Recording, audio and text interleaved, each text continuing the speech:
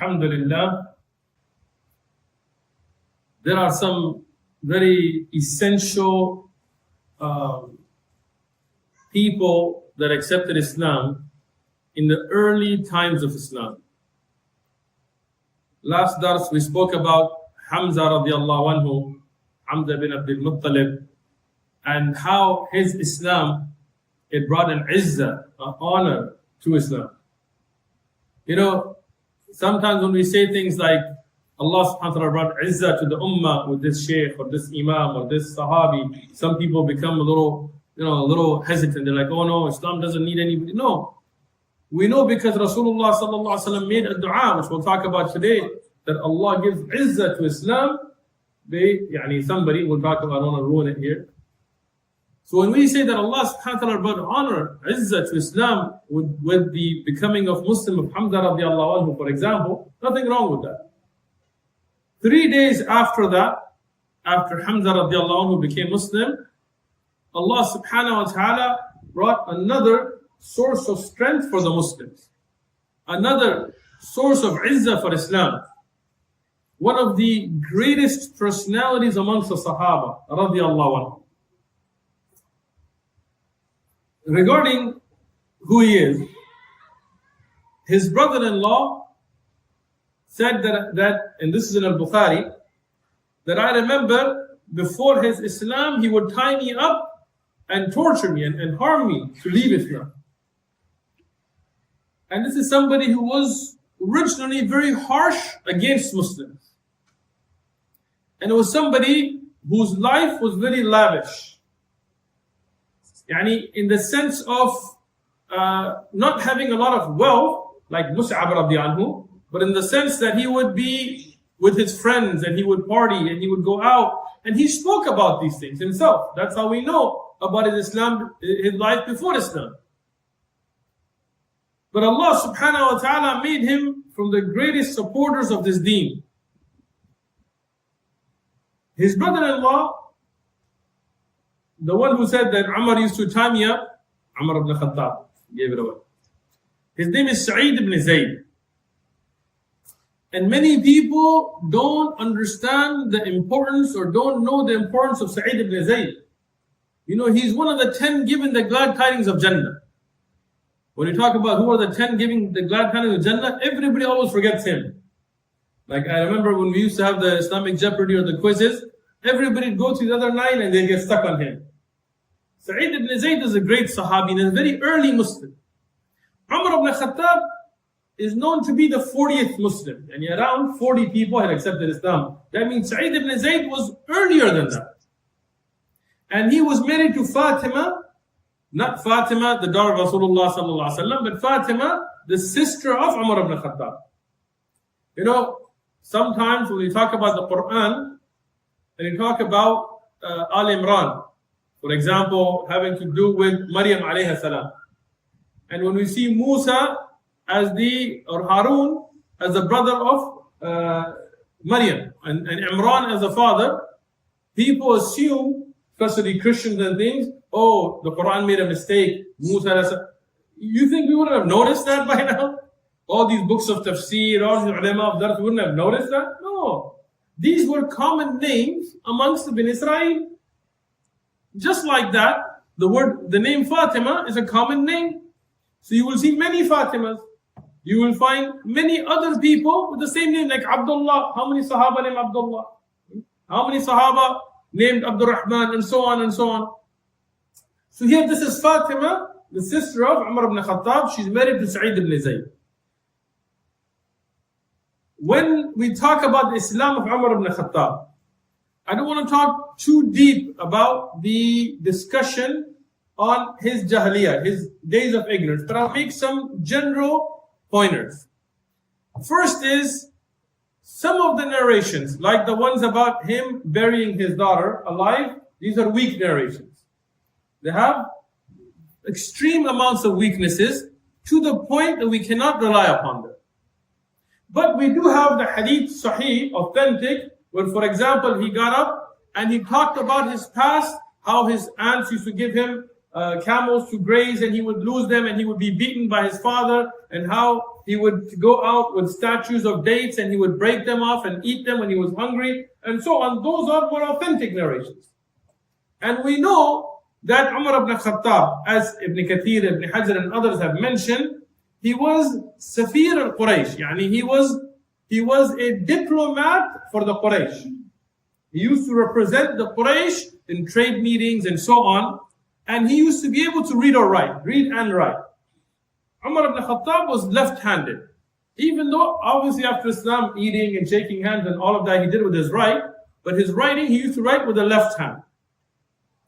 He was very strong, but he was also very eloquent.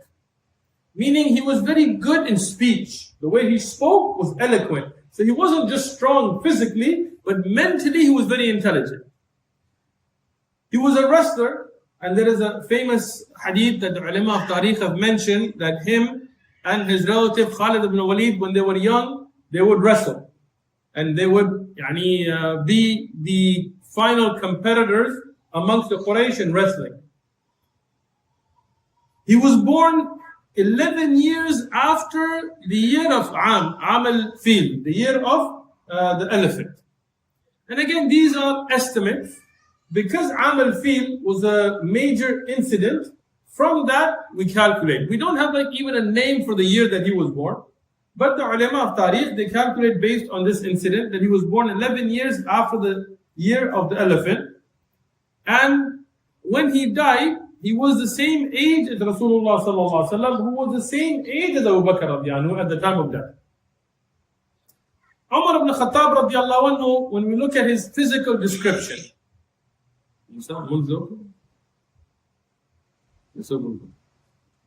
he was very strong physically. He was known to be strong and he was very tall. In fact, some of the Sahaba in Mawquf Rawayat, in Rawayat that go up to the Sahaba, they said that when he would be in a gathering, he would be the tallest in the gathering. And he had a personality where the people's attention would go to him. Yani, he would be the center of attention. And when he would be in a gathering, it would be as if he was riding on a camel and people are walking. That's how much he was above others. Some of the ulama said this is not just with height, but due to the strength of his personality. He was tall, but also the honor that he carried himself with would make it seem like he was far above everybody else. He was muscular, he was physically fit, and he was bald. His hair on the top was not there. He was light-skinned, and the tips of his mustaches were long. After Islam, he would trim the mustache to make sure it doesn't go over the lip, but he would leave the sides longer, and if he was angry or in thought, he would twist them. He would twirl the sides of his mustaches. We know Rasulullah sallallahu alaihi wasallam, he used to just trim the mustache. But Umar ibn Khattab would trim the mustache in accordance with Sunnah, but he would leave the sides because jawaz is permissible, and he would twist them. He used to put henna or dye on his beard, and some of the ulama have mentioned tariqan that if he had such a strong personality that a woman, once she was rushing through a crowd in a panic state to approach him for something, and when he turned around right away from the ru'b, from the awe that she had a miscarriage. Not from any fault of his own. Regarding the authenticity of the riwayat, there are some discussions, but this is mentioned by the ulama of Tariq regarding how strong his personality, even from looking at him, people would have that fear. When we look at the early times, Rasulullah sallallahu alaihi wasallam was going through a lot of hardship. And Umar ibn Khattab radiallahu, as we mentioned earlier, he was one of the people that used to torture some of the Sahaba. But his interactions directly with Rasulullah sallallahu alaihi wasallam is what we will talk about today. When we talk about his actions before, in the first hijrah, there was a woman, Layla, and she was one of the Sahabiyat that Umar radiyan gave a hard time to. And she was the wife of Amir ibn Rabi'a. And when she was going for the first hijrah, which is Abyssinia, Habasha. Umar ibn Khattab asked her, he realized she's going to leave. He asked her, why are you leaving? And she told him, because of you and because of the Quraysh, that you don't allow us to practice our religion, that you harm us just because we believe in Allah is one. She was brave. Umar ibn Khattab radiallahu anhu, here he said, may Allah be with you. May Allah be with you. Yani, he was harsh, but he still also had that softness, where he had a respect for people as well. And sometimes you see a ghalid, yani somebody who's a very filthy kafir, like Abu Jahl and Abu Lahab. They did very dirty things. But then you have the likes of Abu Sufyan, who, yes, they were enemies of Islam, but they were honorable. And that's why you see in the end, Allah subhanahu wa ta'ala guided them. And no doubt that even in the story of the Islam of Umar, radiallahu anhu, you will see the love of Allah for him, because of the dua of Rasulullah sallallahu alaihi wasallam for him, that we'll get to, inshallah. Many of these Sahaba at the time, like Layla here, when she said this, that Umar told me, may Allah be with you. And this hadith is sahih li ghayrihi. It has some weakness, but it is authentic due to supporting evidences, as Dr. Amri and others have mentioned.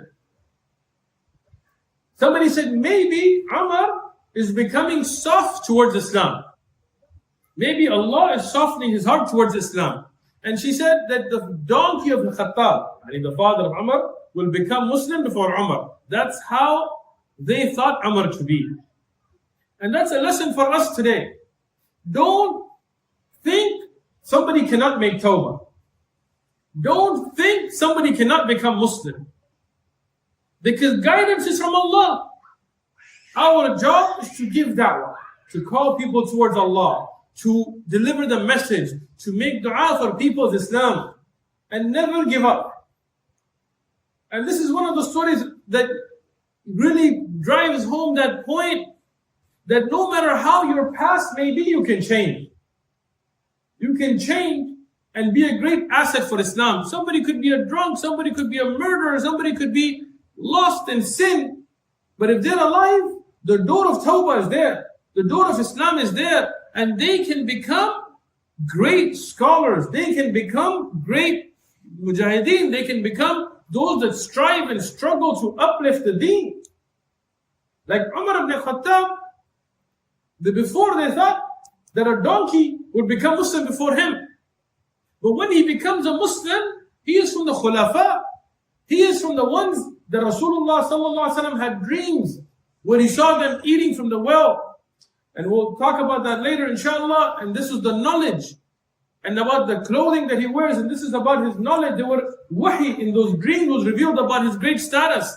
He is from those that given the glad tidings of Jannah. He is from the one that Rasulullah said, if somebody was to get wahi after me, it would be him, and so on. So look at his virtues after Islam.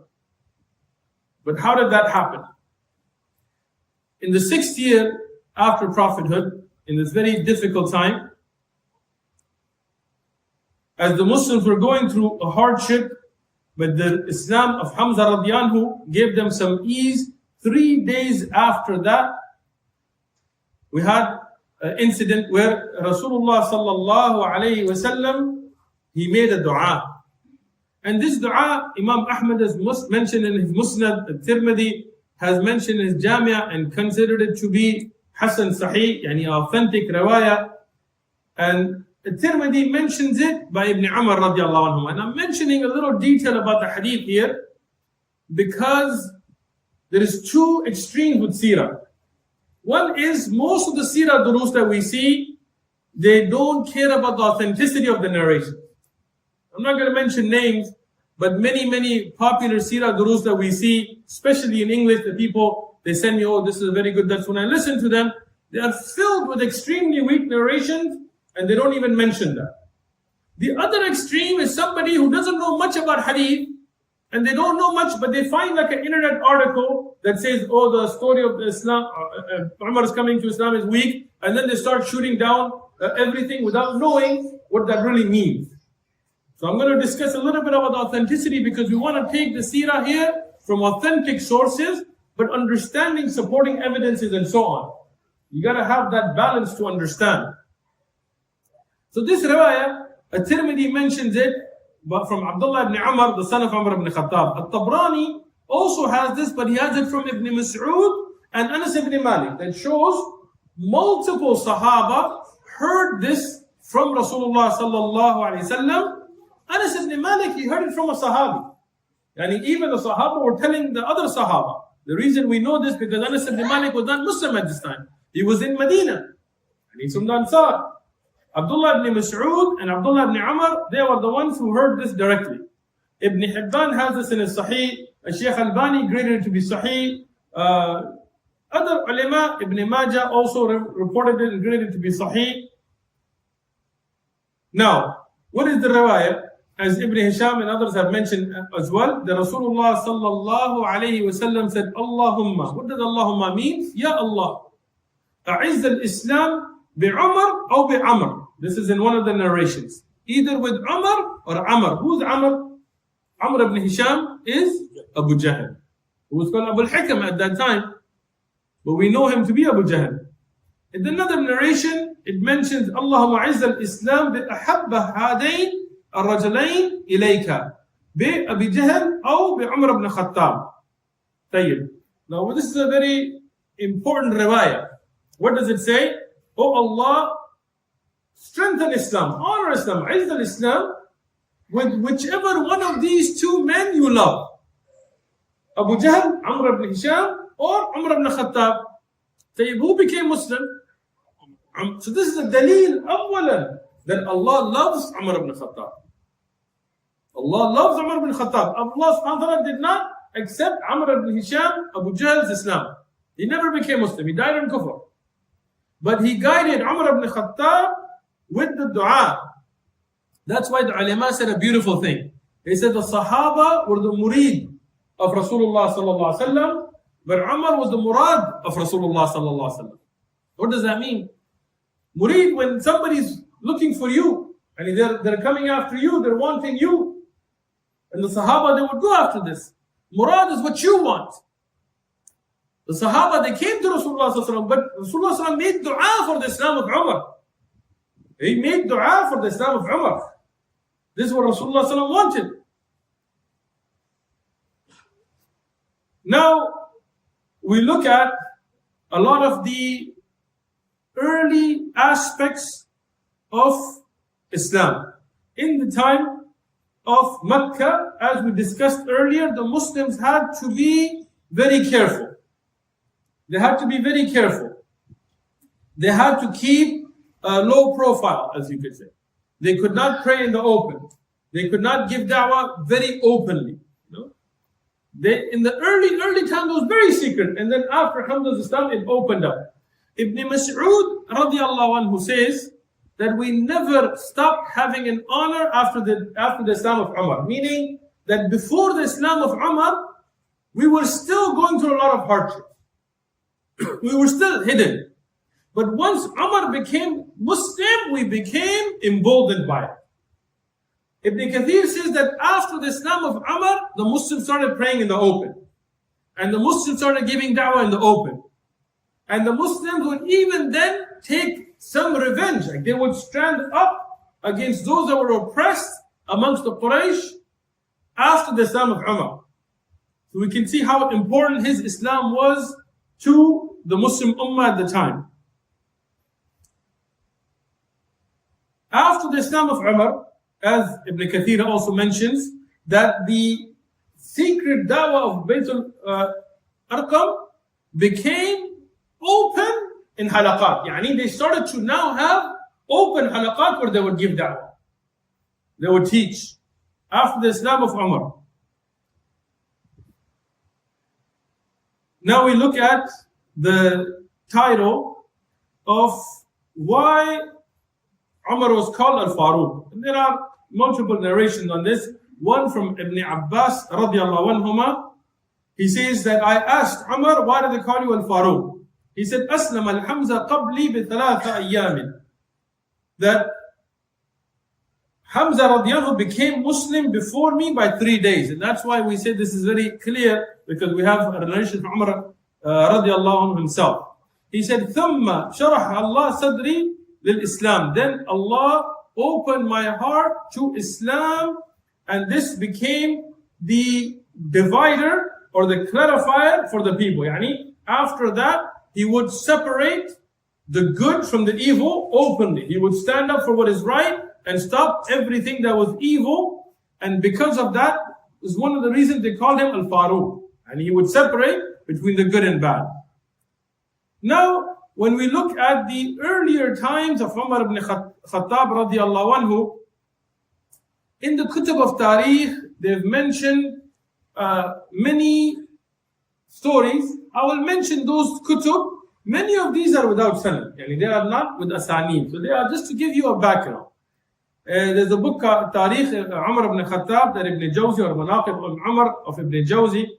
Ibn Hisham has also, and Ibn Ishaq, and Al-Tabrani, Imam Ahmad. Others have mentioned many of these narrations as well. Imam Ahmad in his Musnad, he mentioned it mursalan, with irsal, where he talks about how did he become a Muslim, Umar ibn Khattab. Before him, as Ibn Jawzi says, that Umar was somebody who had a lot of friends.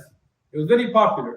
And those friends and him used to drink together. Because obviously at that time, even for the Muslims, it was not haram. And this is about his jahiliyyah. But he mentions, and this Imam Ahmad has in his Musnad, Al-Zahabi has also criticized the sanad, but at the irsal of it. So it being mursal, not an extreme weakness. And because of the other narration that we mentioned, it supports this narration. That one time Umar ibn Khattab, he was out late and he went to the Kaaba because he couldn't find anybody to sit and drink with him. All his friends turned in for the night. And he was somebody that liked to stay up late at that time. So he went out and he saw Rasulullah sallallahu alaihi wasallam praying in the dark. Now he was out to go have fun. But now Allah is guiding him. Allah is making the way to Islam for him. So he cut out all of the venues of distraction, Allah. Meaning sometimes we want to distract ourselves by going out with friends and doing parties or whatever. Here, this is what he wanted to do, but Allah wanted good for him. For him, it must have been frustrating. Like, I want to go out, nobody's going out with me. But Allah wanted him to go to the Kaaba. And He wanted him to hear the Quran. So he went to the Kaaba and he saw Rasulullah sallallahu alayhi wasallam praying. And Rasulullah sallallahu alayhi wasallam, this is before the 5 fard salawat. This was just nafil salawat. Rasulullah used to pray. And he used to pray in the night for a long time. And he would recite in a louder voice so people could hear him. Imam Ahmad also has this in Fadal al-Sahaba, the second part of the narration that I'm going to mention.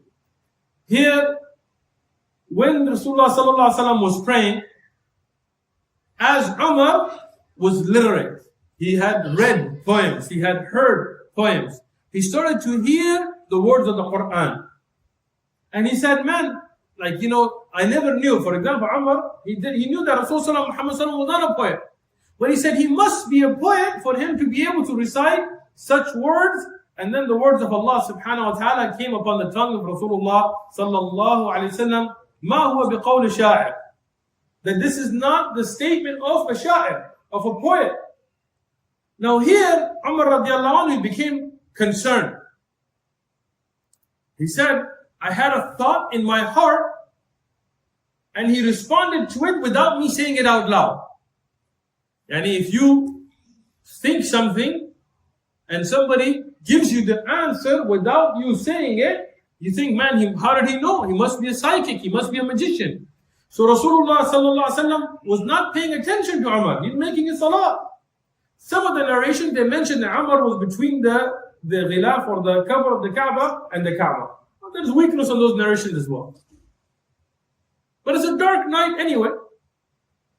So immediately he thought that he was a kahin, a soothsayer or a magician. A kahin was somebody that would deal with jinn. There's different types of magicians. there were those that would just do magic. I mean, they would really do magic. And there were those, a kahin would be somebody that would be a fortune teller, as today we say. And we know in Islam, it is forbidden to go to a kahin. You know, in Muslim countries, sometimes you see that palm, and people go for palm reading, or they get the horoscopes, and they say, oh, if you're a Virgo, if you're a Cancer, may Allah protect us from cancer. If you're a Aquarius or whatever else, then this is going to happen. If you go to a kahin, or a fortune teller, or a palm reader, or take the horoscope, and you make tasdeeq of it, and you believe in it, this is kufr. It takes you outside the fold of Islam. It makes a person kafir. This is very, very serious. So it's very hard. I mean, it's a very hard thing for me when I go to a Muslim country and I see Muslims talking about, oh, if you are at this horoscope, then this time is good for this. Na'udhu billah. This is kufr. It's worse than drinking and zina. I think this is kufr. Or Muslims that say, oh, if you're lying here and your hand is like this, then this will happen. And if you have like kufr. Or if they say, you know, we're going to make this ta'weed and it's going to make somebody fall in love, or it's going to make somebody hate, and this, the magic that they use. Not Quran and things, but the magic. And most of these ta'weed, if you open them, they have kalamat al-ajami, they have weird words and they have numbers and things. This is kufr. May Allah protect us. If you use just the Quran, then even that would be bid'ah. But if you use these kinds of magic things, this is kufr. Here Umar ibn Khattab said he must be a kahin. And here Allah subhanahu wa ta'ala responded, وَلَا بِقَوْلِ الْكَاهِنِ. And it is not the statement of a kahin. Immediately, Umar ibn Khattab, he started to think that where is this from? تَنْزِيلًا مِّن رَبِّ الْعَالَمِينَ. It is sent from Rabb al-Alameen. Here Allah subhanahu wa ta'ala immediately answers the question of Umar ibn Khattab radiallahu anhu again. Now, as I said, this narration, even though it's irsal, there's mursal, but we have supporting evidences here for it, so we accept it in a historic sense. Umar ibn Khattab radiallahu anhu here, he didn't become a Muslim. But again, like the earlier narration from Layla radiallahu anha, and with this narration, we see that the heart of Umar ibn Khattab radiallahu anhu started to soften. It started to open up. Allah subhanahu wa ta'ala was showing him signs. All of us see signs throughout our life, whether we realize it or not. Allah shows us sometimes a hardship is a mercy from Allah. Remember this principle. Any hardship that brings you closer to Allah is a bounty from Allah. And any bounty that takes you away from Allah is a punishment from Allah. It's not good for you if it takes you away from Allah. Umar ibn Khattab radiallahu sees these signs and he's moving towards it. We see these signs. Are we moving towards Islam? Are we taking advantage of turning back to Allah? Umar radiallahu anhu now, in another narration, and this is mentioned by Al-Tabrani in his Mu'jam al-Kabir, by Imam al-Hakim in his Mustadrak. Al-Tabrani has a second narration and a third sanad for this. Ibn Jawzi mentioned this in Manaqib al-Umar, Ibn Sa'd in his Tabaqat, Ad-Darqutni in his Sunan. Ibn Hajar has accepted it in Fath al-Bab. Although I went through the Asanid and all of them have weakness in it. But the sanad in Al-Tabrani, the Rijal of it are thiqat. Al-Haythami, he said, Rijaluhu thiqat. All the narrators are acceptable. The only problem being irsal. Again, the chain between the one who narrated and Umar is broken. But as I mentioned, Al-Tabrani has mentioned it through multiple Asani. And Al-Hakim, even though that narration, because of Usama ibn Zayd ibn Aslam, who was munkar, there's a weakness in it, but they support the narration from Al-Tabrani. So even though, if you take them individually, all of these have weaknesses, but because the narration, the one in Tabrani that has the Rijal that are authentic, and they are supported by these other independent Asani, we can still say there is a historic evidence for it. Right? Which is where Umar ibn Khattab radiallahu, after a while of contemplating upon the da'wah of Rasulullah sallallahu alaihi wasallam, he decided that this is too much. Yani, either we have to go one way or the other. And he decided that the split of the Quraysh and so on is not acceptable. He said, you know what? There's only one way to solve this. I'm going to kill him. I'm going to kill Muhammad alayhi salatu wasalam. And this is something we should take a lesson from. The Quraysh at that time was making all kinds of plots. And after that time, we know about right before the Hijrah how they put a person from every Qabila and they went out to kill Rasulullah sallallahu alaihi wasallam. But with all those plots, they couldn't kill the Prophet alayhi salatu wasallam. When Allah protects you, nobody can kill you. You know, in the tafsir of إِذَا جَاءَ نَصْرُ اللَّهِ وَالْفَتْحِ, what did Abdullah ibn Abbas radiallahu anhu say about this surah? That this was the news from Allah to the Prophet alayhi salatu wasalam that your death is near. Right? Interesting. How did he get this tafsir? How? Because he said, look, Allah made a promise to the Prophet ﷺ that he would give him nusrah, that his deen would spread. In Mecca, he told Fatima radiallahu that this deen would enter every house. He said, so when you see an-nas, people entering Islam in big numbers and victory, that means your mission is over. Now it's time for you to leave this dunya. Until then, nobody could harm the Prophet ﷺ. All of us have a time on this dunya. When his time is up, time is up. Until then, nobody can harm you. So don't be afraid. Stand for the truth. Umar ibn Khattab radiyan, as mentioned in the riwayah, it's a hot day, and he takes his sword and he puts it around his neck. And he starts heading towards where Rasulullah sallallahu alaihi wasallam was in Bayt al-Arqam. And he mentioned this was before his Islam. After the Islam of Umar, then they started even giving da'wah outside. But at this time, they used to have it secret in the house, Bayt al-Arqam. Here now, there is a man named Nu'aym ibn Abdullah. And he's in one of the narrations he mentions him. In one of them just mentions a man from the same Qabila as Umar ibn Khattab. And there is different narrations. But one of them, as Nu'aym ibn Abdullah, in this narration, he sees Umar, and Nu'aym ibn Abdullah at that time was a Muslim in secret. Before the Islam of Umar, many of the Muslims were Muslim in secret. After the Islam of Umar, you will see a lot of them, they brought their Islam out as well.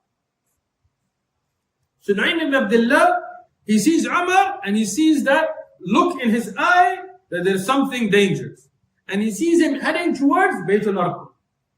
So he tells him, where are you going? He says, I'm going to kill this Sabi, this man who has left our religion of our forefathers. I'm going to kill Muhammad alayhi salatu. Now Nu'aym ibn Abdullah, he's a Muslim in secret, but he is a Muslim. And no Muslim would allow that somebody would go and harm the Prophet ﷺ. So he tells him that why would you kill him? Why would you go to kill him? He says, and he tells him, and then Nu'aym, he starts to defend the Prophet ﷺ. So Umar ibn Khattab here, he realized, he tells him, I think you have also left the religion of our fathers. You've also become one of them. And he says, so what if we find something better, what if I take it? And this is very interesting. Like sometimes when we call people towards the Quran and Sunnah, people tell us, oh look, our great grandfather used to do this thing. How could it be bid'ah? How could you leave that way of our country in this? And we tell them, look, if we have the adillah from the Quran and Sunnah, then who cares what your grandfather did? If you have the evidence from the Quran and Sunnah, then this is better. And this is the original Islam. So here now, Umar ibn Khattab, he doesn't want to now have a conversation. He pulls out his sword and he wants to fight. The Nu'aym ibn Abdullah, he's ready to fight. He's ready to die for Islam, but he knows Umar will overpower him and Umar will still continue and go. So he tells him that before you kill me, why don't you go check your own household? Go see what's going on in your house. Umar tells him, what do you mean? Now, according to the narration of Sa'id ibn Zayd, Umar already knew that he was Muslim. But he didn't know that his sister Fatima was also a Muslim. So, and again, like I mentioned the earlier narration from Bukhari of Sa'id ibn Zayd, because that supports this narration. Umar ibn Khattab radiallahu now, when he hears this, he becomes furious. And he thinks, let me go and kill them first. Now look at how dedicated he was to his mission. He said, I'm going to kill my sister and my brother-in-law, and then I'm going to come kill Nu'aym, and then I'm going to kill the Prophet ﷺ. So he goes to the house, but before he enters, he hears the Quran again. And we know this from the Kutub of Tariq, that what was being recited is Surah Taha. And we also know that Surah Taha is Makki. And we know in the Birmingham Quran, for example, we have evidence of this. So all of that supports this narration. Who is in the house? Sa'id ibn Zayd, who is one of the 10 given the glad tidings, and he is the husband of Fatima bint Khattab. Fatima bint Khattab is the sister of Umar ibn Khattab. Her kunya was also Jamil, as some of them mentions, and some of them other mentions, other kunya as well for her. With them was Khabbab radiallahu anhu, who is a Tamimi Sahabi, and he is a Qari from the Qurra of Islam. At this time he was a slave. He's not black. He is Arab. He's not African. Some of the cartoons, they draw him as African. But slavery being racial was a Western idea. In the West, Europe and America, they made slavery racial. In the Arab, in the Chinese, and other places, they had slavery. But it had nothing to do with race.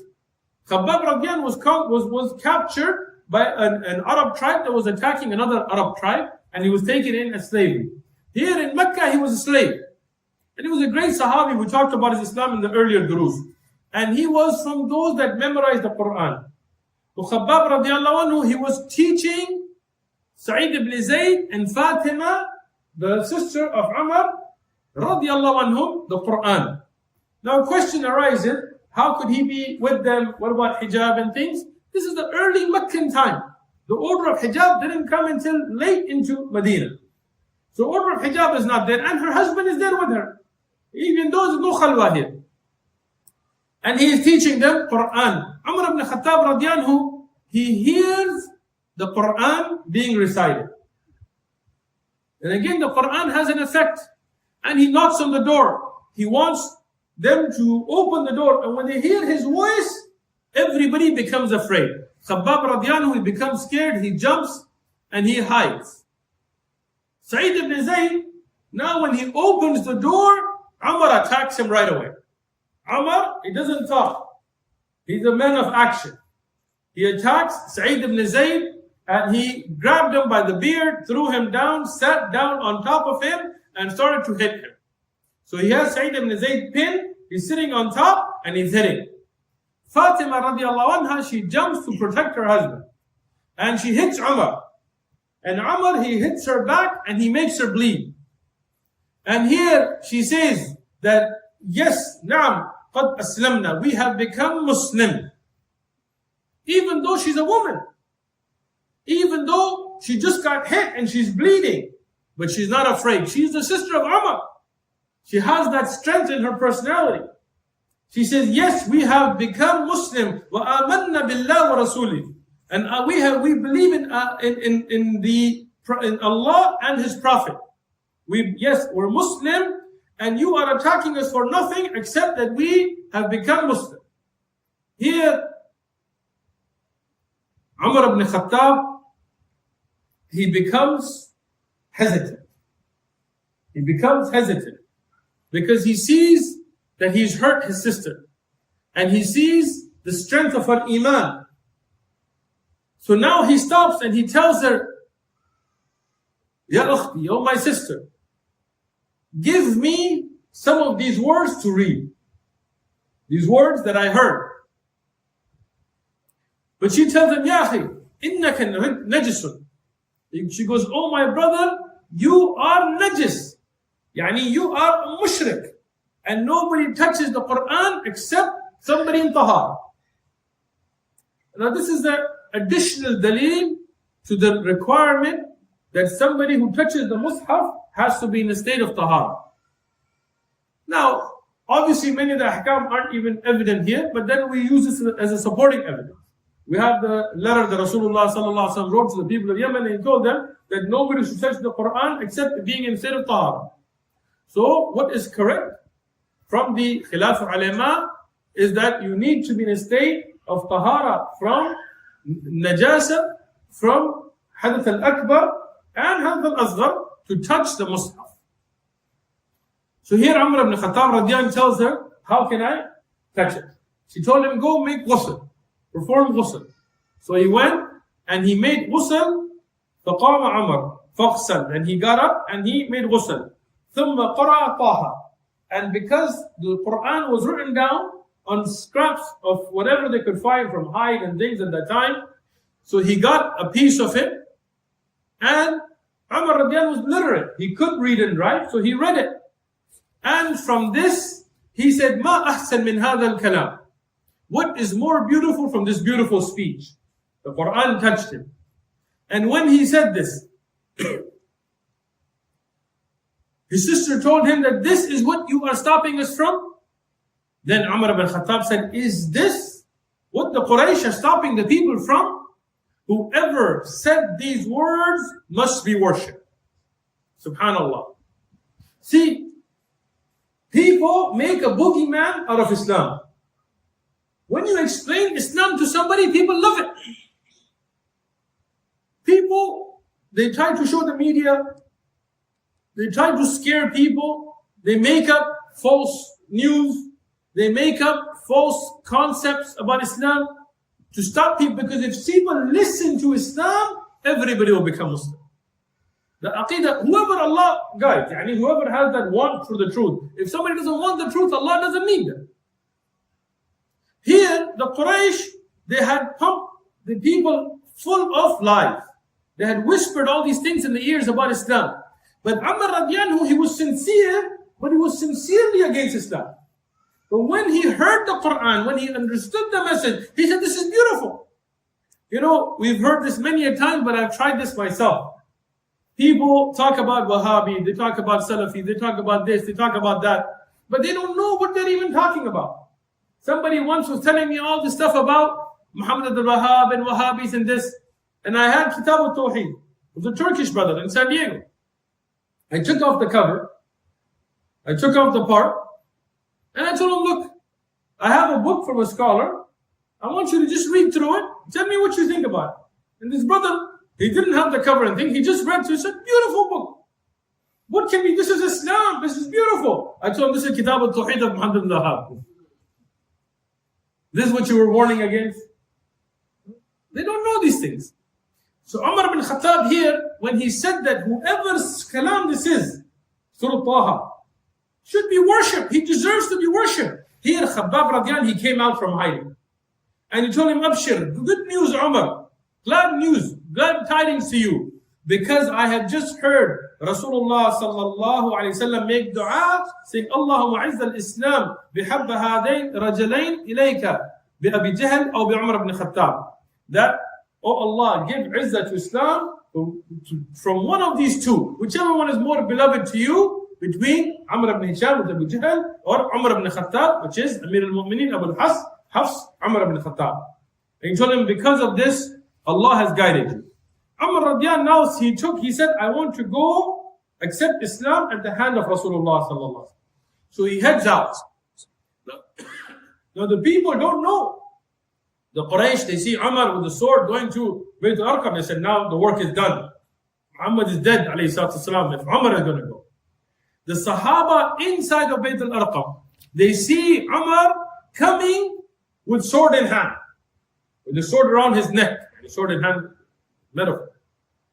But he really had his sword hanging in his neck. And he comes and they see him knocking, they become afraid. They start to hide. Because they knew Umar and they knew his strength, radiallahu anhu. But now you have Hamza, the lion of Allah. Hamza radiallahu anhu tells them, let him in. And if he wants shar, if he wants smoke or beef, as we would say today, if he wants evil, we'll kill him with his own sword. And if he wants good, then we'll give him good. Yani if he wants khair, alhamdulillah, we are here for that. If he wants shar, قتلناه, يعني we will kill him بسيفه, with his own sword. Now, when they opened the door, the Sahaba were still worried that he might lunge at Rasulullah sallallahu alaihi wasallam, so they wrapped him in a garment, so he couldn't move. And when he came, Rasulullah sallallahu alaihi wasallam didn't become afraid like others. He went straight to him and said, "Ma ja bika ya ibn al-Khattab? What has brought you to us, or what has brought you here, O son of Khattab?" Umar ibn Khattab here, he says, "Ya Rasulullah, O Rasulullah, that I have come to believe in Allah and His Rasul." In another narration that Tabrani has, Rasulullah sallallahu alaihi wasallam grabbed him by the collar and told him, "Ya ibn Khattab, isn't it time that you stop fighting the haqq? Isn't it high time that you become a Muslim?" Either way, when he became a Muslim, he said, "Uminu billahi wa rasulihi," I believe in Allah and His Rasul. He said the Shahada. The Sahaba became so happy that they said the Takbir, Allahu Akbar. And it was so loud that the people of Mecca heard it. And then the Sahaba realized that we said it so loud that the Quraysh are going to hear it, and they started to disperse. This was a great strength, a great joy for the Muslims. And we can take a fiqh ruling from this as well, that when somebody becomes Muslim, to say Allahu Akbar is sunnah. Sometimes in our videos, somebody becomes Muslim and we say Allahu Akbar, and we get comments, "Oh, this is a bid'ah." You are a bid'ah because you don't know what sunnah and bid'ah is. Before you comment, before you call something, learn. If you don't know, ask the people of knowledge. We have adillah. We have evidences that when somebody enters Islam, to say takbir, but not to say the word takbir. To say Allahu Akbar is sunnah. But some people, they say takbir, and then people say Allahu Akbar. We don't know this to be from the sunnah. To say the word takbir and have people say Allahu Akbar, when somebody becomes Muslim, we don't know that to be from the sunnah. We don't have evidence for that. So you could criticize that. But to say Allahu Akbar, together even, when somebody becomes Muslim, to say Allahu Akbar, to say that, is from the sunnah.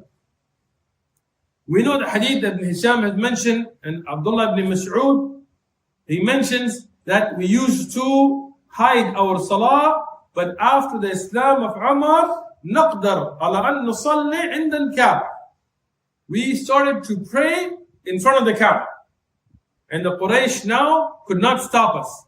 And we used to give da'wah to the people in halaqat outside, not just in Baytul Arqam, after the Islam of Umar.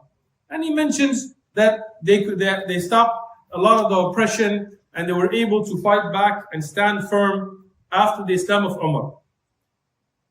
There is a narration, and again it has some weakness in it, but I'm mentioning it as a supporting narration that's mentioned in Fadal al-Sahaba of Imam Ahmad ibn Hanbal, that, and again I'm mentioning that it's weak, so you don't take this that it's authentic, but since it's related, I'm mentioning it here, that Umar radiallahu anhu, when he became Muslim, he did not hide his Islam. Instead, he went to the house of Abu Jahl and knocked on his door. And Abu Jahl here now expecting that he would hear the news of the death of Rasulullah sallallahu alaihi wasallam, he welcomed him and he told him, "What is the news?" Umar radiallahu anhu told him, "Aslamtu, I became a Muslim." Abu Jahl told him, "Don't say that." He told him, "Don't do that." And he became like, "Oh no, this is the worst thing. Umar ibn Khattab becoming a Muslim? That will be a strength for Islam." But Umar radiallahu anhu told him, "I've become a Muslim, do what you want." Abu Jahl didn't fight him. He didn't want to take Umar out. So he slammed the door. And as the other narration, it mentions that Umar went door to door to all of the chiefs of Quraysh, knocked on their doors, and told them one by one that I have become a Muslim. All of them, they became upset, but they didn't want to take him on. And they shut the door. Umar, he wanted to feel what the Muslims went through from hardship. He wanted to now show the Quraysh that the time of Muslims being oppressed is over. It's the time for Izzah, to stand firm on Islam. So he went to them, but they didn't fight him. They didn't want to take him on. So he went to a man who was known to spread rumors. and to spread gossip. And his name is Jamil ibn Ma'mar. And here, he went to him and he told him that I have become a Muslim, but don't tell anybody. One of the narrations, they told him, don't tell. In another narration, he didn't say anything about that. He just told him, I've become a Muslim. And this man was such a gossiper that he ran dragging his izar. His izar is a mushrik. Yeah? He's dragging his izar and he's going to everybody around the Kaaba and to the Quraysh and saying that Umar has become a Muslim, until they became so upset that they came and they started to attack Umar together. And Umar took them all on by himself. They're attacking him and he's taking them all, but he becomes tired and he's too many. So he sits down and they're attacking him and he doesn't care. That's how strong Umar is. Getting beat, he doesn't care. Until he sees Utbah ibn Rabi' and he grabbed him and he beat him and he put his fingers in his eyes. He took him and he took his thumbs and he put them in his eyes until he started to scream and the Quraysh would back up. And he would let him go and they would attack him and he would grab him again until he would scream and they would back up. Until the Quraysh became tired, but Umar never gave up. He was never tired. Ibn Jawzi, he has this in Manaqib, Amir al-Mu'mineen, Umar ibn Khattab. He says that Umar radiallahu anhu was the 40th person to become Muslim. And Umar was the one that his Islam strengthened the Muslims like nobody else. And after that, the Quraysh never wanted to take him on. They never wanted to attack him. They saw the strength that he had. We ask Allah subhanahu wa ta'ala to make us from those that follow in the footsteps of the Salaf in our izzah that we have for Islam. Today, Muslims are ashamed of their Islam even though nobody is attacking them. And if you get attacked, look at how quickly they become afraid and fall apart. Look at Umar and how the Quraysh all together couldn't deter him from his Islam. And we ask Allah subhanahu wa ta'ala to make us from those that appreciate these Sahaba. These are the Sahaba that laid down the foundation of this religion, that protected Islam, that honored Islam, that gathered the Quran, that fought those battles that spread Islam. The people of Faras, the people of Rome that entered Islam by the will of Allah through the sabab of Umar ibn Khattab. And today you see some of them sitting and cursing Umar ibn Khattab. How could they? When if it wasn't for what Allah honored Islam with through Umar, they may have still been worshipping fire. We ask Allah to forgive us and to accept it and continue us to make us from those that follow the Salaf al-Salihin fi'lan in our actions, not just qawlan. Jazakumullahu khairan.